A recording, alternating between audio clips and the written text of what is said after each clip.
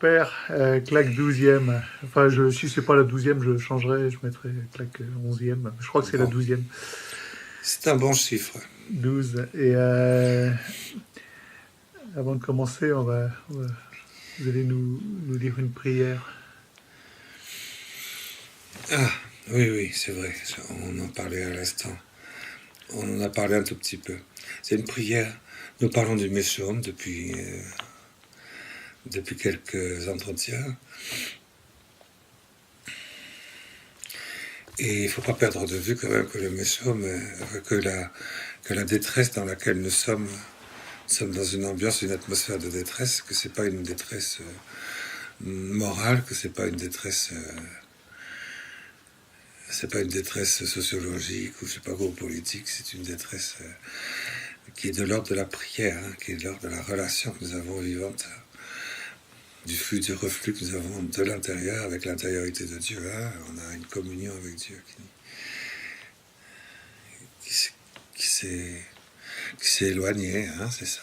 Ça touche aussi, de fait, ça atteint au degré politique, à tous les degrés de Ça va notre avoir des vie. répercussions un petit peu tous azimuts, mais c'est ça. Hein, mais en fait, c'est la prière qui est touchée.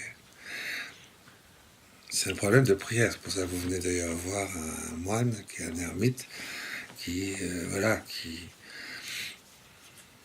Dieu a mis à part pour qu'il prie. Bon, moi, ça fait quoi, 40 ans que je suis ermite. Voilà. J'ai passé 28 ans dans le monde et, et les 40 ans suivants, voilà, pour prier. J'avoue que j'aime beaucoup la prière. Je reconnais que c'est quelque chose de...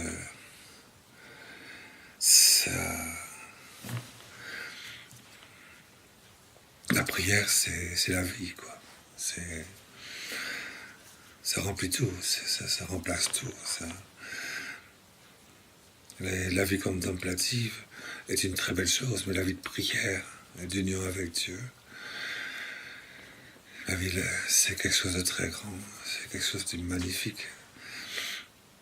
C'est quelque chose de magnifique. Je comprends très bien que la Sainte Vierge, par exemple, la Mère de Dieu, était un ermitage presque universel de prière. Je vois très bien Jésus, quand il était sur la terre, c'était une prière incarnée, quoi. C'était la prière à l'état pur. C'est pas seulement quelqu'un qui a été crucifié, c'est la prière qui a été crucifiée. C'est-à-dire cette union totale d'amour, de lumière, où la supplication a immédiatement sa réponse, quoi, qui est l'union du ciel et de la terre, dans une ferveur très très très très très grande, dans une foi toute pure, quoi. Dans la nuit, à causer de l'âme, hein, faut pas croire. Alors ça, c'est la prière. Donc on va voir quelqu'un vous venez voir quelqu'un, je dis pas que je suis un exemple, hein, je dis pas ça. Mais en tout cas, je suis pas du tout un exemple, je crois pas, mais il y a quelques-uns, je vois, par exemple, des hommes comme ça qui sont tirés, comme Élie le prophète, vous savez, Saint Charbel. Moi, je suis pas un saint et je suis pas un prophète. Mais à la suite de ces grands saints, Saint Benoît a été ermite aussi, il a été solitaire. Et il y a des figures comme ça, que Dieu a plongé comme ça, comme on plonge quelqu'un dans une potion magique, hein, c'est ça. Et ils y sont toute leur vie. Voilà, ils sont là, et Dieu permet qu'il y en ait quelques-uns parce que c'est important qu'il y ait la prière. Et aussi pour manifester que la prière remplit toute une vie. Hein. Et c'est quoi la nuance avec la vie contemplative? Ben, la vie contemplative est une vie de prière aussi, mais par laquelle nous pénétrons à l'intérieur de Dieu en contemplant ce qu'il vit, ce qu'il est, et en découvrant comme ça les abîmes, d'abîme en abîme, on va de découverte en découverte, et on découvre d'extase en extase, de ravissement en ravissement, d'assomption en assomption par la lumière. Et sous le sceau de l'Esprit Saint, bien sûr, c'est notre intelligence qui assimile, touche et vit de Dieu. Et en voyant, en comprenant. Tandis que la prière, quelquefois, et la plupart du temps, c'est dans une nuit épaisse, à causer de l'âme. L'âme est complètement en dehors de la lumière de Dieu. Et pourtant, c'est dans cette nuit totale qu'on découvre la lumière de Dieu. Et si la nuit n'est pas totale, on ne découvre rien de la lumière de Dieu. Ça, c'est le fond, quelque part, de la vie contemplative, lorsqu'on le vit par l'âme. Par l'esprit, c'est de la lumière. Et par le cœur, eh ben, c'est la transformation. Et quand on vit les trois en même temps, on a une vie de prière. Voilà. Du moins, c'est l'enseignement. C'est comme ça que Jésus nous a enseigné la prière. On est unanime dans la prière. On persévère dans la prière. On est dans la fin,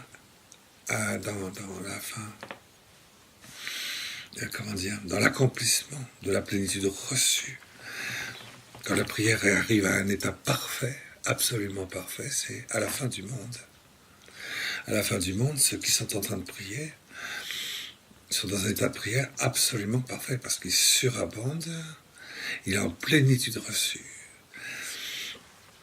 Et dans son accomplissement, personne ne peut aller plus loin dans l'ordre de la profondeur d'union d'amour et de prière. Et c'est ce qui fait d'ailleurs, ce qui permet de faire éclater le baiser du véritable amour dans la nature humaine tout entière. C'est ce qui fera la fin du monde. Là, pour l'instant, nous n'en sommes pas là. Nous sommes seulement vers l'approche de la fin des temps. On s'approche de la parousie du Seigneur. On s'approche de la parousie du Seigneur. Ça fait 2000 ans déjà que la fin des temps a commencé. Dès lors que Jésus nous a donné la Pentecôte et le fruit des sacrements, les corps mystiques de l'Église tout entière, ça y est, on touche la fin des temps. Mais ça fait quand même 2 millénaires qu'on est dans la fin des temps. Et à un moment donné, les temps vont, c'est ce que dit les Épîtres de Saint Paul, l'Apocalypse, et puis toute la doctrine infaillible du Saint-Père sur les fins dernières. C'est qu'à un moment donné, il y a quelque chose qui va se muer, une métamorphose du temps. Oh, le temps ne va pas s'arrêter, mais il va prendre une autre modalité. Ce qui va être la mesure du temps, ce ne sera pas la succession historique des événements, mais c'est l'avancement de l'Église vers la fin du monde qui fera la mesure du temps. C'est ce qu'on appelle la parousie.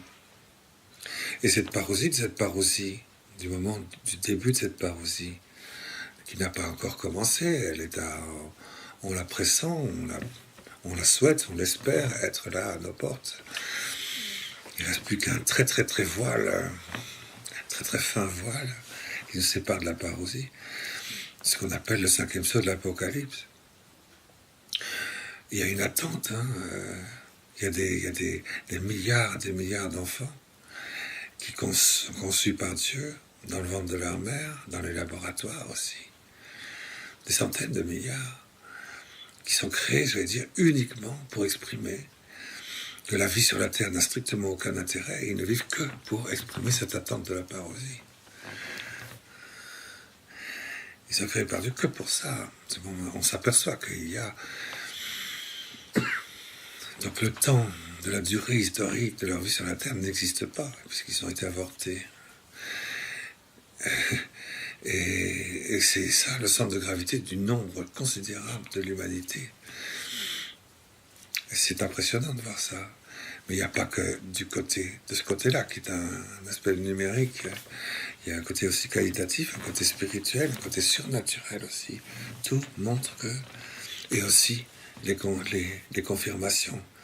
Les confirmations du Saint-Père. Les signes eschatologiques. Les prophéties de l'Écriture, enfin tout converge, les 7 convergent vers ce fait que nous sommes à la frontière de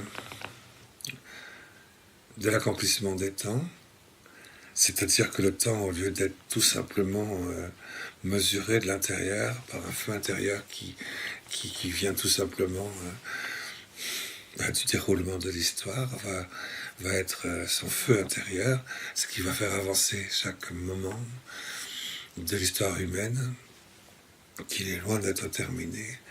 C'est l'avancée de Dieu dans l'humanité et l'avancée de l'humanité à l'intérieur du temps de Dieu.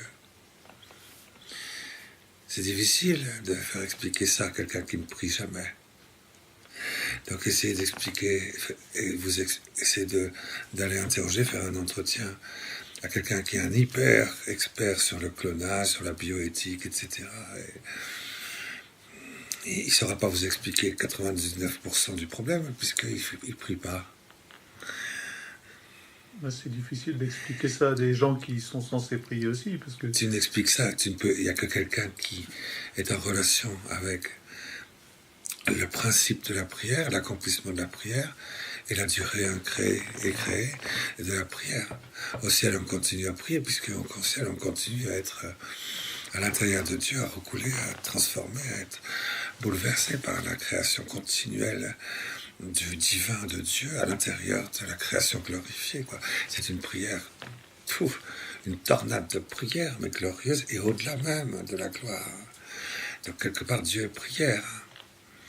Et les anges aussi glorieux qui sont dans la lumière de la gloire, qui est une nourriture sans limite et sans fin de cette relation du flux et du reflux de la prière. La création tout entière dans le Créateur et dans l'engendré éternel de Dieu qui en est le principe. Enfin bref, tout ça c'est des choses. Moins on prie, plus cette révélation, cette pénétration dans ce que nous vivons aujourd'hui par rapport à ce rideau qui se déchire de la présence paternelle de Dieu et où se voudrait s'introduire des hommes qui ne prient pas pour y faire rentrer précisément quelque chose qui vient perturber la possibilité de la prière dans tous les êtres humains sans exception. C'est ça dans quoi on se trouve aujourd'hui.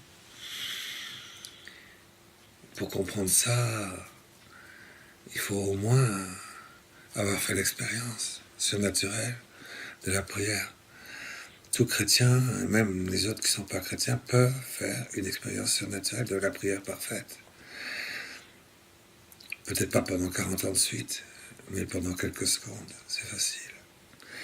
Il suffit d'y mettre, j'allais dire, tout son amour, toute sa liberté, toute son existence, toute sa vie, tout son je suis. Et là, une fois qu'on est là, on a une perception et on peut voir que, oh là, mon Dieu, si tu perturbes ça pour le briser, dans sa source, ou dans sa course vers son accomplissement, c'est grave. C'est grave.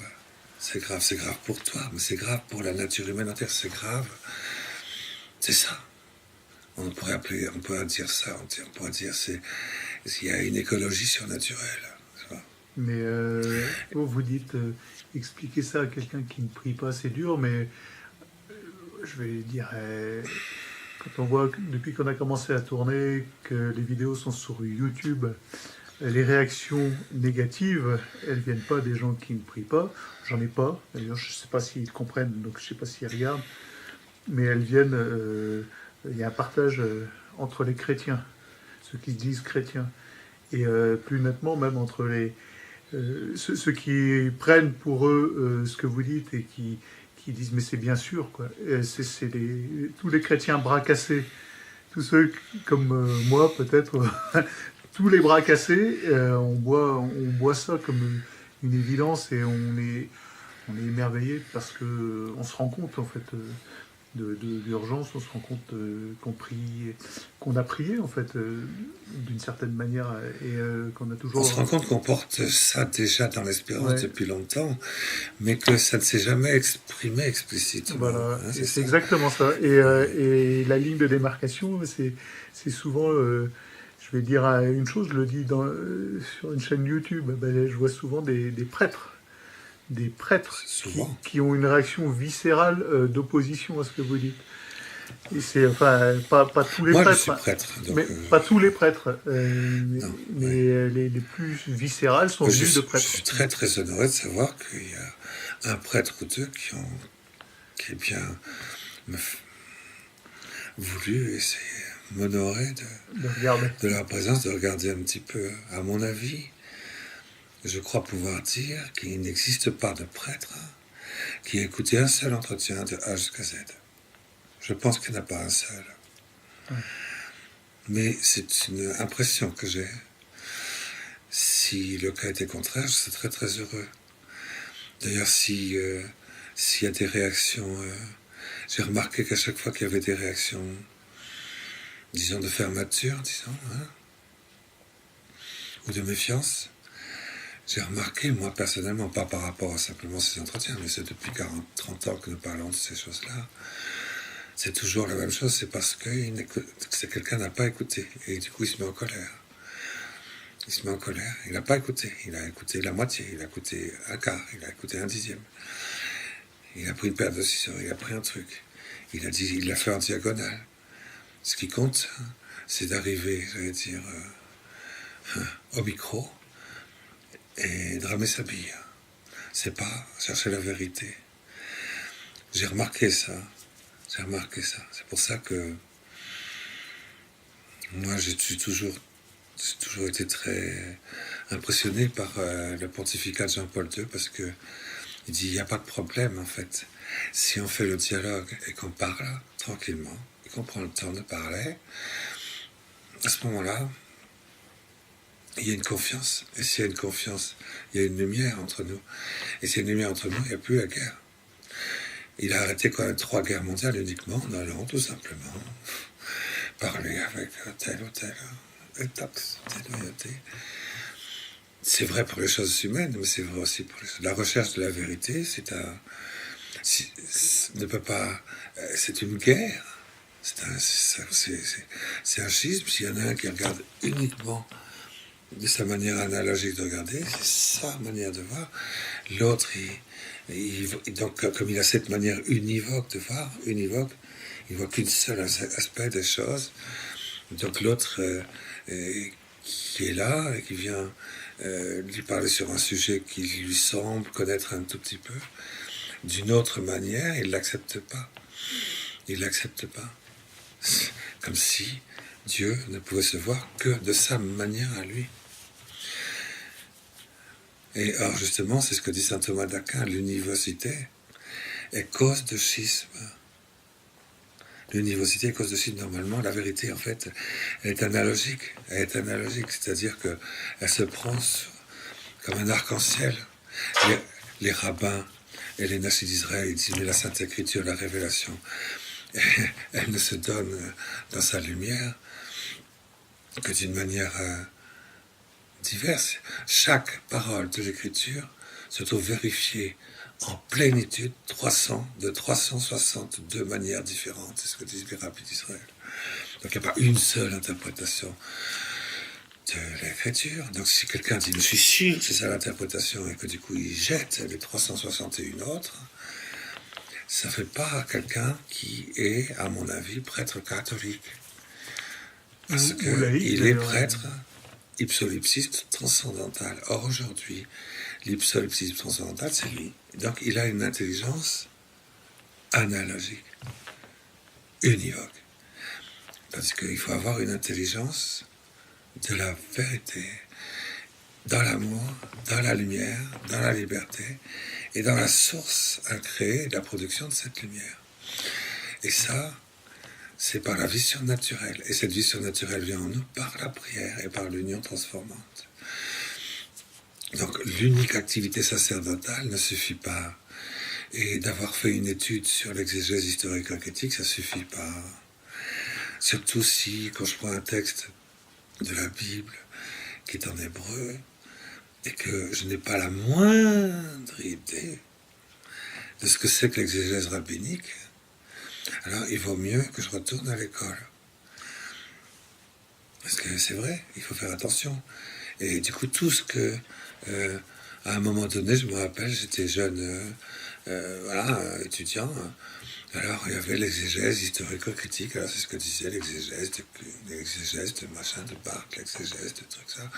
C'était historico-critique, chacun avait sa paire de ciseaux, quelqu'un arrivait avec une paire de ciseaux un petit peu plus perfectionnée.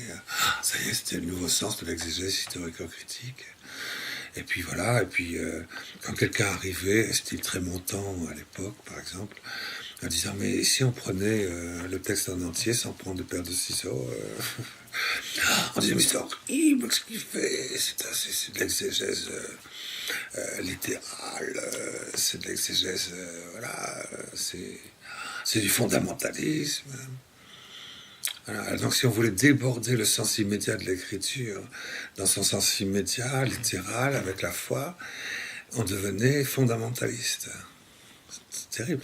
Il fallait, si on allait plus profond, il fallait être historico-critique, avec des paires de ciseaux, avec une méthode philologique, etc., qui, elle, trouvait sa source en tant que méthode scientifique dans l'athéisme, puisque le positivisme, c'est une idéologie athée.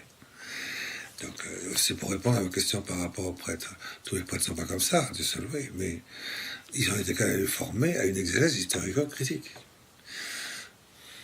C'est terrible. C'est-à-dire qu'on leur a filé à l'intérieur, pour faire leur sermon après toute leur vie de prêtre, une idéologie athée qui est la raison formelle de leur théologie biblique. Et vous voyez un petit peu près la fécondité dans l'art de la communication, de l'union transformante, par la nourriture de la parole de Dieu. Et bien Trémontant, par exemple, disait, bon, si on revenait à... Enfin, pas revenir, il ne s'agit pas de revenir, il s'agit, on va faire une exégèse très littérale. Hein. Et à ce moment-là, lui, en disant ça, il a réconforté beaucoup de gens. Il s'est trompé sur certains... Non, il s'est trompé, hein, Trémontant, sur beaucoup de choses. Hein, c'est vrai, il s'est trompé. C'est évident. Je suis tout à fait d'accord. Mais en tout cas, il a eu ce souci de rentrer dans une exigence qui date de 3300 ans quand même. C'est qu'on ne prend pas la Sainte Écriture comme ça, on la prend à la racine telle qu'elle a été dite par un inspiré. Et c'est cette inspiration qu'on essaie de retrouver dans le texte, et littéralement. Et non pas par l'extérieur, je regarde archéologiquement, s'il n'y a pas des recoupements. Non, c'est de l'intérieur que je rentre, et je rentre dans le sens, au fond, littéral de l'écriture, en comprenant qu'il y a un inspiré de Dieu qui a exprimé cela. Alors, à ce moment-là, ça, c'est le départ, j'allais dire, de la lecture de la parole de Dieu, de chaque lettre de l'alphabet. Et d'abord le shin, puis le même, puisque c'est les deux premières lettres. Qui dit, me voici pour t'écouter, présence de Dieu. Puisque Shin même exprime Shema, me voici. Shema, écoute, j'écoute. Oh, écoute. Et exprime Shem, c'est-à-dire la présence vivante de Dieu, le nom de Dieu. Ces deux lettres-là qui expriment les trois en même temps. Et si elles expriment les trois en même temps, vous n'avez qu'à regarder. C'est pas très compliqué. Hein. Ça veut dire qu'une fois que je l'ai dit une fois, j'ai forcément trois autres sens de l'écriture pour chaque fois que j'ai deux lettres pour composer un seul mot, un seul verbe. Et voilà, et c'est pour ça que l'exégèse rabbinique dit il n'y a pas que l'essence littérale, fondamentale de l'écriture. C'est pas du fondamentalisme. Hein. C'est que ça déborde à l'intérieur de la très sainte Trinité dans un sens vertical. Anagogique, comme on dit, le remède, comme disent les Juifs. Hein. On rentre dans le paradis des Écritures, oui. Dans le... Écoute un petit peu l'inspiration qui est derrière ce qui est dit et ce qu'il veut dire. Et puis ensuite, du coup, tu rentres dans les espaces infinis de celui qui en est inspiré et qui, du coup, s'ouvre à l'infini dans un sens qui dépasse tous les temps et tous les lieux. Le remède de l'écriture. Ça me parle comme si j'étais avant la création du monde. Ça me parle comme si je traversais tous les temps et tous les lieux. Et ça prend une autre signification que le sens fondamental, le sens littéral. Et puis ensuite, mais du coup, ça parle à tous les hommes. Il y a un sens moral, je veux dire, ça parle à tous les hommes, là-dedans, il y a toutes les vertus, il y a toutes les qualités du cœur, il y a toutes les qualités de la grâce, il y a toutes les qualités de la sainteté, il y a toutes les qualités de l'appel de Dieu. Et on rentre dans un nouveau sens de l'écriture qu'on appelle, en exégèse rabbinique, le drash. C'est de là que viennent les midrashim, les midrash rabbiniques. Et ce sens moral, ce sens d'amour accompli, ce sens d'amour parfait, ce sens d'amour commun, ce sens dans l'unité de tout un peuple, et dans l'unité de tous les degrés de la communion, et donc de la vie spirituelle, surnaturelle, mystique, etc. Et les midrash rabbiniques, le drash, c'est très important.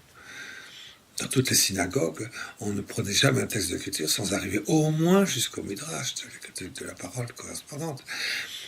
Et une fois qu'on est appuyé sur ce trépied des trois significations profondes de chaque lettre, de chaque mot, de chaque parole qui venait d'être lue dans le rouleau de la Torah, alors à ce moment-là, il y avait un silence. On se laissait prendre par la signification que ça pouvait avoir dans le nom d'Élohim, à l'intérieur de Dieu avant la création du monde, pour Dieu lui-même, puisque Dieu communique ce qu'il vit, ce qu'il voit, ce qui se transmet lui-même à lui-même. On appelle ça le sod, le secret des Écritures. Ça pénètre à l'intérieur de Dieu. Et chaque parole de Dieu est un paradis. P-R-D-S en hébreu. Fait Resh, Dalet et Sod.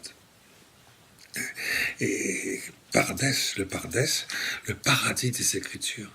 Ben écoutez, c'est pas du tout ce qui est donné à la formation donc de nos prêtres, parce que je sais pas pourquoi. Je sais pas pourquoi. Moi personnellement, j'avoue que je comprends pas, mais pourtant, c'est une tradition qui date de Saint Thomas d'Aquin a repris, Saint Jérôme connaissait très bien tous ces sens anagogiques, sens moral, sens métaphorique, sens littéral, sens mystique de l'écriture. Eh bien, c'est vrai que c'est un des aspects désastreux du dragon à 7 têtes et à 10 cornes.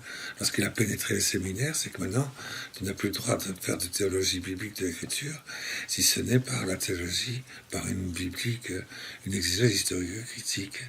C'est-à-dire reprenait ses 7 sens, il les enseignait. Oui, mais il y a quelque chose qui s'est perdu. Donc, quand tu prends un livre de Daniel, le livre de Daniel ou un livre d'Ézéchiel, ou de l'Apocalypse pour en faire une théologie mystique, ça choque les prêtres la plupart des prêtres qui ont été formés après Bunini, vous comprenez? Après Bunini, Villot, après la trilogie, la trilogie voilà, mais ça vient pas de,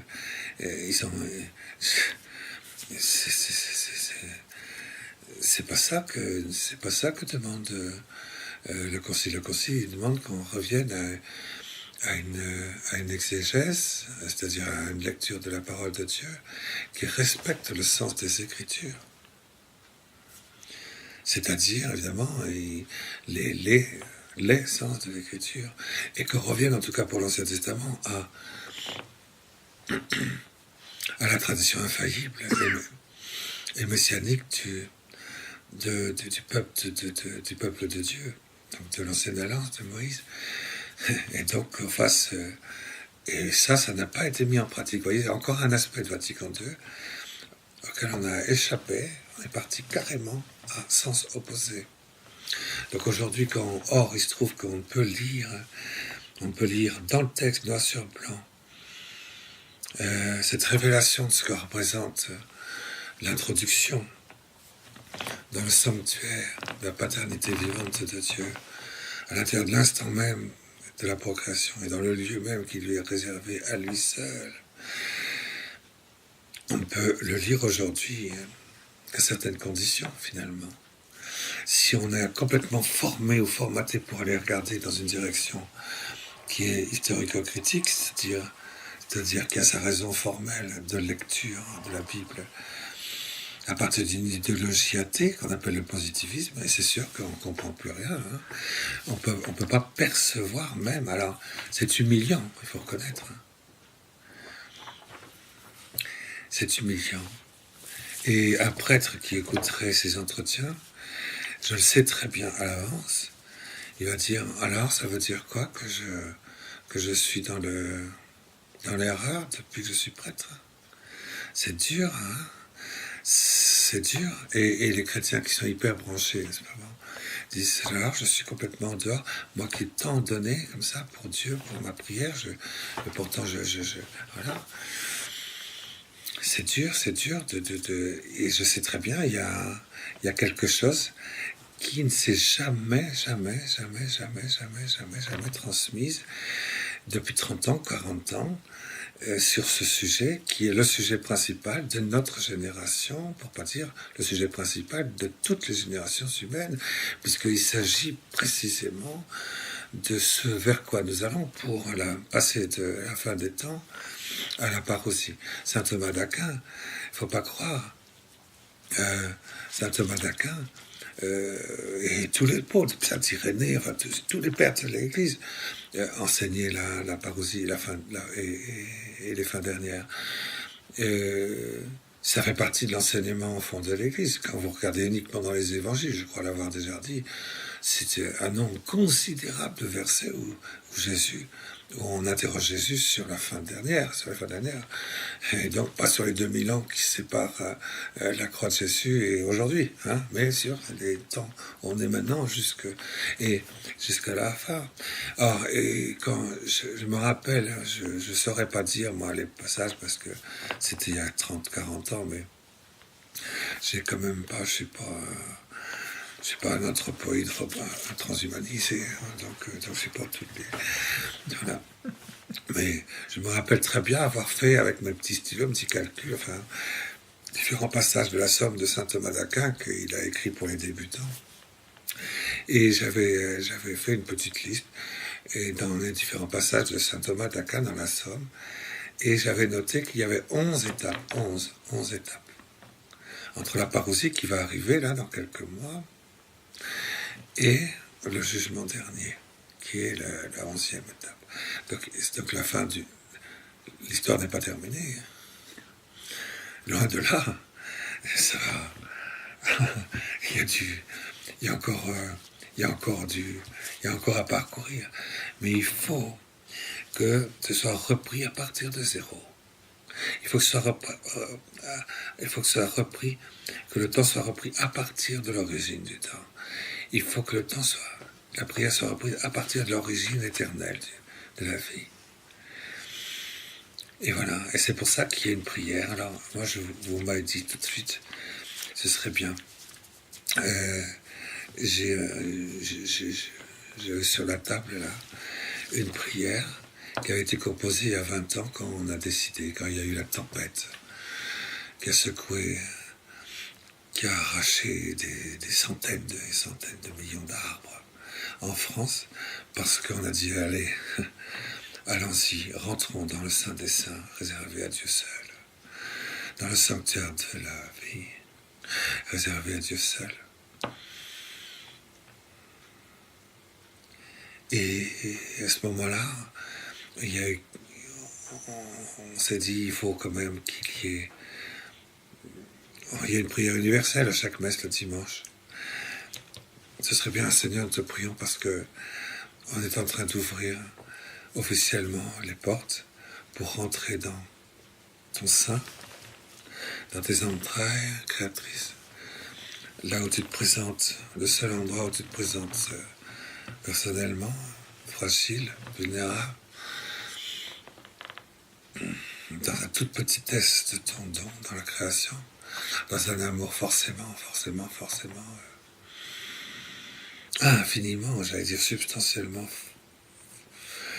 fragile, paternel. Il n'y a rien de plus fragile que l'autorité paternelle, dès lors qu'il y a de l'amour, parce que c'est le contraire de la toute-puissance, l'autorité. Alors un seul cheveu l'arrête, c'est normal.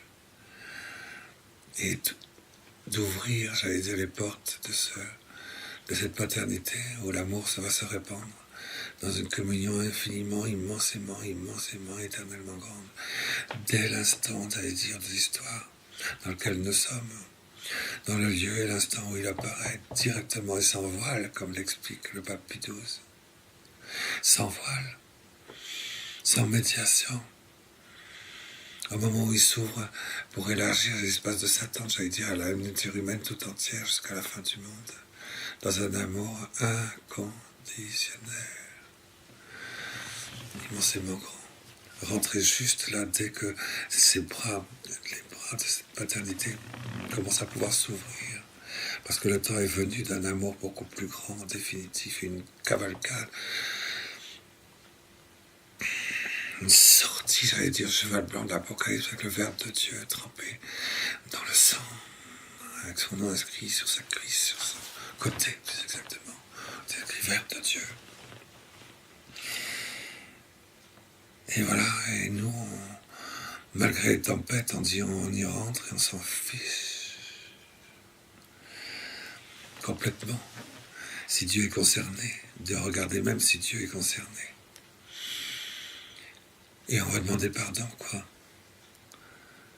C'est là, ils savent pas ce qu'ils font, il faut qu'on demande pardon, il faut qu'il y ait à la prière universelle à chaque messe maintenant, qu'on demande pardon. Donc une prière a été composée, elle a été envoyée à tous les monastères de France, tous les couvents de France, tous les carmels d'Europe. Elle a été envoyée. Je ne sais pas si ça a été donné à toutes les prières universelles, toutes les messes du dimanche dans les carmels. Mais je propose de la mettre, cette prière. C'était tout de même du temps du pape Jean-Paul II, parce qu'il avait dit. Voilà où se trouve le lieu et l'instant dans lequel il ne faut pas rentrer, parce qu'il appartient à Dieu seul.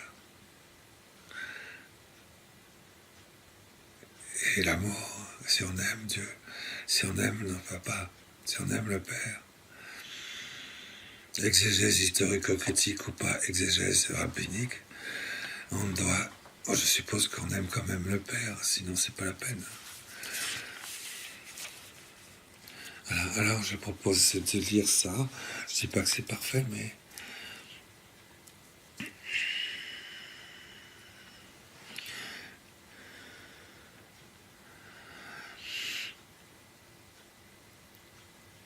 au Père. Et c'est une prière que vous allez tout de suite reconnaître en fait, parce que elle est, j'allais dire, calquée.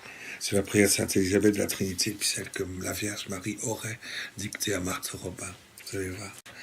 Mais sauf que ça s'adresse à la paternité de Dieu dans le Saint des Saints où on est en train de venir l'agresser. Et là où justement nous allons vouloir nous pénétrer comme les enfants, j'allais dire, pour dire non, c'est pas pour vous, les mauvais.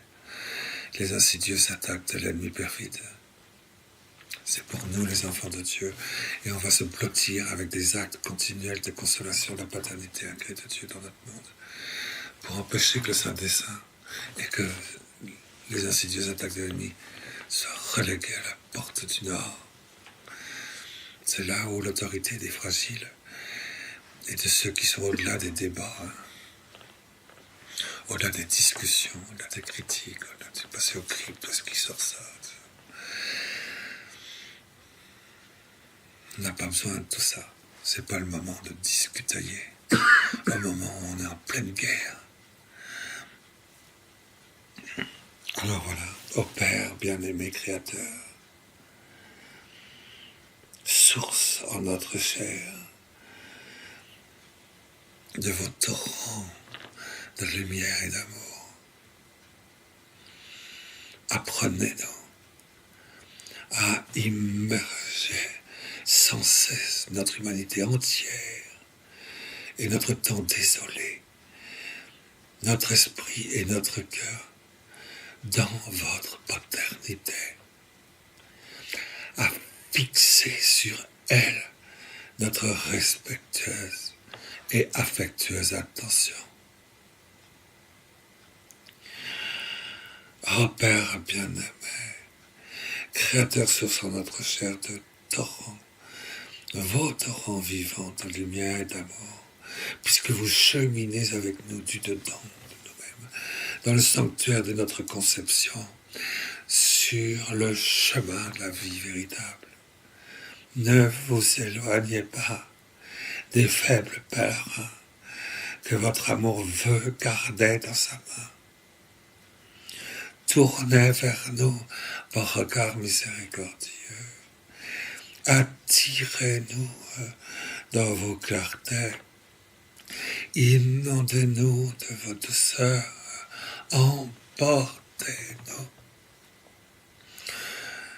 dans les profondeurs de vos entrailles paternelles de lumière et d'amour. Emportez-nous. Assumez-nous toujours plus loin, plus profondément et plus haut dans les splendeurs de votre bonté de Père. Que rien ne puisse jamais troubler notre Père, ni nous faire sortir de votre présence créatrice, libérante et vivante. Que chaque minute nous emporte plus avant dans les profondeurs de l'occulte mystère, jusqu'au jour où notre âme pourra crier l'immense réparation de vos fils et de vos filles, s'immergeant dans l'océan de votre miséricorde et dans le cœur ouvert du Verbe devenu chair. En ces jours où l'humanité tout entière a voulu décider d'abominer et de dévaster librement votre arbre de vie, d'injurier votre silence créateur et fécond au cœur même du sanctuaire du Saint des Saints, de notre corps originel, qui vous est réservé à vous seul, dans le temps comme dans l'éternité. Apprenez-nous à immerger sans cesse notre humanité, notre temps désolé, notre esprit, notre cœur, dans votre paternité palpitante, féconde, dans le temps et dans l'éternité. Amen.